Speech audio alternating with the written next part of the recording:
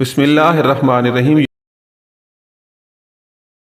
وہ سب اس کو دیکھ اور اس کا خواب سن رہے تھے۔ جب وہ خاموش ہوا تو موسیٰ نے کہا، عجیب خواب دیکھا ہے تم نے؟ جولین نے کہا، ہاں عجیب خواب ہے، ذرا ایک بات تو بتائیں عبدالعزیز۔ جولین، کیا آپ کبھی اندلس گئے ہیں؟ عبدالعزیز، کبھی نہیں گیا۔ موسیٰ، آپ نے یہ سوال کیوں کیا؟ جولین، اس لیے کہ انہوں نے جو کچھ بیان کیا ہے وہ اندلس کی سرزمین کے متعلق ہے۔ موسیٰ، کیا وہاں کے پہاڑ اور میدان سرسبز ہیں؟ جولین، جی ہاں، حقیقت میں اندلس بہشت کا نمونہ ہے۔ قدرت نے دنیا کے مختلف حصوں میں جو چیزیں پیدا کی ہیں وہ سب اندلس کو بخش دی ہیں۔ وہ پھلوں کی بہتات اور آسمان کے صاف رہنے کے لحاظ سے ملک شام ہے۔ آب و ہوا کی عمدگی کے خیال سے یمن یا عرب کا نخلستان ہے۔ میووں کی کثرت کی وجہ سے اور تازگی کے اعتبار سے حجاز ہے۔ زرخیزی اور پھولوں کی بھینی بھینی خوشبو کے انداز سے ہندوستان ہے۔ بیش قیمت کانوں کے باعث کیٹے ہے۔ نیز سمندر کے ساحلوں کی خشک قطع اور فائدہ رسانی میں عدن ہے۔ موسیٰ، آپ نے تو اس کی بڑی تعریف کر ڈالی ہے۔ جولین، وہ ملک ہی تعریف کے قابل ہے، مگر آپ کے صاحبزادے نے جو خواب دیکھا ہے اس نے مجھے ورطہ حیرت میں ڈال دیا ہے۔ موسیٰ، کیوں؟ جولین، اس لیے کہ انہوں نے کبھی اندلس نہیں دیکھا مگر خواب میں اندلس پہنچ گئے۔ جس بت کا انہوں نے بتایا ہے وہ مریڈا کے کھنڈرات میں ہے، نہایت مشہور ہے۔ اس کا نام گلیشا ہے۔ دنیا بھر میں اتنا بڑا اور اچھا بت کہیں نہیں ہے۔ موسیٰ، اور وہ عورت؟ جولین، جس عورت کو انہوں نے خواب میں دیکھا وہ شاہ رازرق کی بیوی نائلہ ہے۔ اس کا طوق دنیا بھر میں بے نظیر ہے اور وہ حسین بھی ایسی ہے کہ جیسا کہ انہوں نے بیان کیا ہے، سارے اندلس میں وہ طوق والی حسینہ کے نام سے مشہور ہے۔ موسیٰ، تعجب ہے، میرے بیٹے خواب میں اندلس ہو آئے ہیں۔ عبدالعزیز، کیا آپ مجھے بیداری میں اندلس جانے کی اجازت دیں گے؟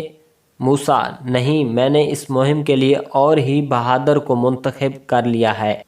عبدالعزیز نے مایوسی سے کہا، اور وہ کون ہے؟ موسیٰ، جب دربار خلافت سے اجازت آ جائے گی تو اس وقت تمہیں اور سب مسلمانوں کو معلوم ہو جائے گا۔ اس وقت ایک خادم نے آ کر اطلاع دی، حضور قاصد دمشق سے واپس آ گیا ہے۔ سب یہ خبر سن کر خوش ہو گئے۔ موسیٰ نے کہا، جلدی سے اسے اندر بلاؤ۔ خادم واپس چلا گیا اور سب بے چینی سے اس کے آنے کا انتظار کرنے لگے۔ جب قاصد کے آنے میں ذرا دیر ہوئی تو لوگوں میں قیاس آرائیاں ہونے لگیں۔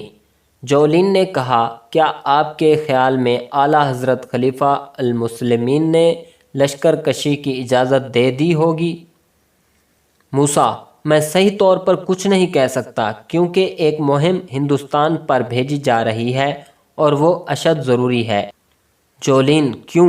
موسیٰ، اس لیے کہ سندھ کے مغرور و متکبر راجا نے چند مسلمانوں کو قید کر لیا ہے۔ انہیں چھڑانے کے لیے ہندوستان پر لشکر کشی ضروری ہو گئی ہے۔ جولین، آپ مسلمانوں میں بڑا اتفاق و اتحاد ہے۔ موسیٰ، کیوں نہ ہو، رسول اللہ صلی اللہ علیہ وآلہ وسلم کا فرمان ہے، تمام مسلمان بھائی بھائی ہیں۔ جب ایک بھائی پر مصیبت آئے تو یا اسے تکلیف ہو تو دوسرا بھائی اس سے متاثر نہ ہوگا، اور اگر مسلمان کسی مسلمان کو تکلیف اور پریشانی میں دیکھے گا تو اس کی مدد نہیں کرتا تو اللہ اور اس کا رسول صلی اللہ علیہ وآلہ وسلم دونوں ناخوش ہوتے ہیں۔ یہی وجہ ہے کہ ہر مسلمان دوسرے مسلمان کی ہر ممکن امداد کرنے پر مجبور ہے، اور اسی وجہ سے مسلمانوں میں یگانگت اور بھائی چارہ ہے۔ جولین، ٹھیک فرما رہے ہیں آپ۔ جو خلوص اور محبت اور جو پیار مسلمانوں میں ہے وہ تمام دنیا میں کہیں بھی کسی قوم میں نہیں۔ اتنے میں قاصد اندر آ گیا۔ اس نے بلند آواز میں کہا، السلام علیکم ورحمۃ اللہ۔ موسیٰ نے وعلیکم السلام ورحمۃ اللہ وبرکاتہ کہہ کر اسے بیٹھنے کا اشارہ کیا۔ وہ ایک طرف بیٹھ گیا۔ موسیٰ نے دریافت کیا، کہو اعلیٰ حضرت خلیفۃ المسلمین بخیریت ہیں؟ قاصد: جی ہاں، اللہ کے فضل و کرم سے۔ موسیٰ اور دوسرے حکومت کے اکابرین ملت: قاصد: سب خیریت سے ہیں اور سب نے سلام کہا ہے۔ موسیٰ: وعلیکم السلام، اور عام مسلمان؟ قاصد: وہ بھی اچھی طرح ہیں، مگر ادنا مسلمانوں سے لے کر اعلیٰ تک، حتیٰ کہ خلیفہ بھی ان مسلمانوں کی وجہ سے جنہیں ہندوستان کے مغرور راجہ داہر نے قید کر لیا ہے، سخت پریشان اور بے قرار ہیں، اور سب کی نگاہیں اس مہم پر لگی ہوئی ہیں جو کہ وہاں بھیجی جا رہی ہیں۔ موسیٰ: اچھا، میری عرض داشت کا جواب ملا؟ قاصد: جی ہاں۔ موسیٰ: لاؤ۔ قاصد نے خلیفہ کا مراسلہ نکال کر پیش کیا۔ موسیٰ نے لے کر اول اسے چوما اور پھر کھول کر پڑھا۔ لکھا تھا: من جانب ولید بن عبد الملک خلیفۃ المسلمین از دمشق بجانب موسیٰ بن نصیر وائسرائے بلاد مغرب۔ السلام علیکم ورحمہ۔ بعد از حمد و صلات کے کلمی ہے کہ اسلام اور مسلمان دنیا سے فسق و فجور، بدکاری، بد امنی کو دور کرنے آئے ہیں۔ اگرچہ ہندوستان کی مہم درپیش ہے، مگر اس مہم کی وجہ سے کونٹ جولین کی مدد سے باز نہیں رہ سکتے۔ وہ مظلوم ہیں اور مظلوم کی حمایت کرنا مسلمان کا اولین فرض ہے۔ ہم اس مہم کا کلی اختیار تم کو دیتے ہیں، تم نہایت ہوشیاری سے اسے شروع کرو۔ یہاں تجربہ کار لوگوں کو اندلس بھیجو اور کسی ایسے افسر کا انتخاب کرو جو اس مہم کے لیے مناسب اور موزوں ہو۔ اول زیادہ لشکر بھیجنے کی ضرورت نہیں ہے، تھوڑا سا لشکر بھیجو، ضرورت لاحق ہو تو کچھ اور لشکر بھیج دینا۔ فقط والسلام ورحمۃ اللہ۔ اس شاہی مراسلہ کو پڑھ کر اتنی مسرت موسیٰ کو نہ ہوئی ہوگی جتنی یہ سن کر کونٹ جولین اور راہب کو ہوئی۔